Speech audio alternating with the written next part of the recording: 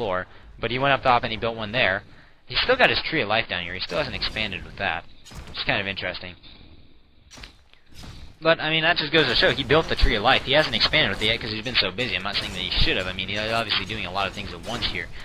But that goes to show that if he had gotten that expansion, I mean, he would have been in such an advantage that, I mean, they're already at an advantage, and it would have been even worse. And I'm not sure how. I think their rush was very bad. I think you either go with the hardcore rush or you don't go with it at all. They lost a lot of units worthlessly, in my opinion. They should have just either tried to hammer down on him and totally try to beat him using a rush, using towers, Ancients of War, whatever you got to do to try to beat that.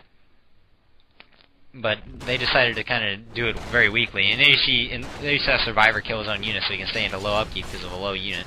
I mean, I would agree with you doing that all the time, because if you have a low life unit and you can't heal him, go ahead and kill him because you don't want your opponent getting XP for him. Keeping heroes' levels low is so important that you have to do it. And there you see Maestro is going to try to attack Survivor. This is not going to work at all. Oh wow, he's got towers there. That's pretty mean. That's going to work. The towers are going to hurt bad. That's very interesting. I haven't seen that before. I've heard of someone did it in PT Gaming, but they didn't actually do it like that. They didn't actually cut through the trees. That's very interesting that people were doing that. But Survivor luckily caught it, and I don't think it's going to do very much damage. I mean, the guy's repairing it, but he's going to lose one. Here goes the second one. He just has to use his range, and it's done. But here you go. He then went and hit his expansion. It would have actually been a pretty effective rush if he got it off, but he kind of got caught, and that's one of the risks you take when you're doing that kind of tower strategies. And this Night Elf player, this guy's going to get brutalized here. He's lucky Survivor didn't build Sword Sources and he built Priests, because otherwise it would have been really ugly. And they're harassing him pretty well. I mean, they're making him pull his militias off, but they're eventually going to lose. I mean, now Madfrog's finally massing Dryads, and neither of these guys have an expansion. Madfrog's getting his second expansion, which is going to make it even worse. I mean, these guys are just in a bad situation, and nothing's going to alleviate it. Especially not Hunts and Dryads. I mean, I'm one of the biggest users of Hunts and Dryads. I know every advantage and disadvantage to them, and you can't win this kind of game like this. No matter how much you micro, you'll just get beat by pure numbers. I mean, at this point right now, Survivor could probably beat the other guy 1-on-2. All he has to do is back off to his militia. I mean, he's got 9 militia here at this base. That's an additional 9 footmen, any way you look at it. Oh, he's trying to go for his Archmage. That's smart. Pop Healing Scroll. Oh, he didn't use the Healing Scroll. That's disheartening. But here come the Dryads in the rear, and they're gonna lose. If this guy he's not even having to call militia, and they're gonna lose. That's how much of a force they have right now. He didn't even have to use his 9 militia. That was a very interesting game. I thought it would be better personally. I thought it was going to be 2 Night Elf versus 2 Human, which I thought would have been an interesting battle.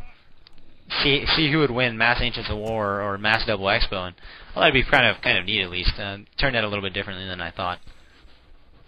I think that a lot of people will focus on the 1v1 aspect of this game, which, I mean, for obvious reasons they do that.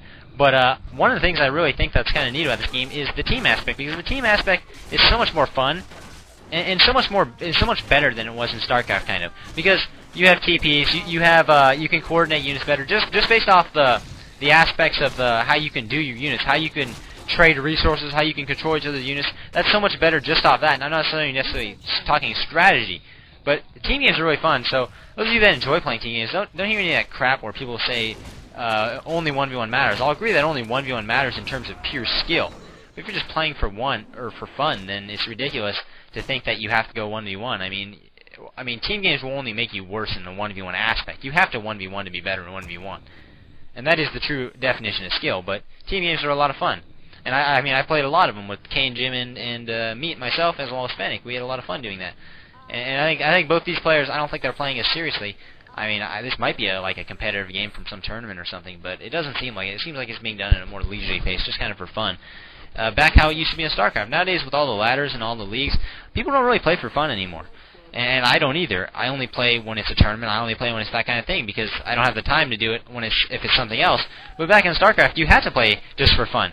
There was no concept of a ladder, really. I mean, the ladders were a joke, and they only existed for 1v1. But you can see Maestro is just getting worked over here really badly. I don't even think he has a TP, and it's the reason. Yeah, he doesn't. So he just lost all his workers, which it hurts him quite a bit, and Madfrog's gonna get out of here without... Oh, he's gonna stick around, wow. TP time. And as you can see, this game's kind of been one-sided since the start. But I think it has quite a bit of entertainment value, quite a bit. I mean, you can see how well these guys are microing. I mean, the hero killing in this is insane. These guys are just getting... These RS guys are getting worked over by hero killing. And that's just because of the way they're going about their units. I think that's also why they don't care as much. If you watch the way they're walking into battles, they're walking in hero first, just as my good buddy Kane the Feared always does. He always walks into battles heroes first, and I always yell at him because it's so stupid, because you lose your hero. That's the first thing you lose. It's the first thing that's automatically targeted. They don't even have to manually target. It's automatically targeted by the fact that your guy goes in first. And so that was kind of an interesting game. You didn't really get to see an end to it because they realized they'd lost at that point. I hope you enjoyed it, and I hope you enjoyed these commentaries, and have a good day. And I hope the game changes soon enough, because you can argue all you want, but no one's gonna... I don't think anyone, I hope not, is gonna argue that the game's kind of messed up these days.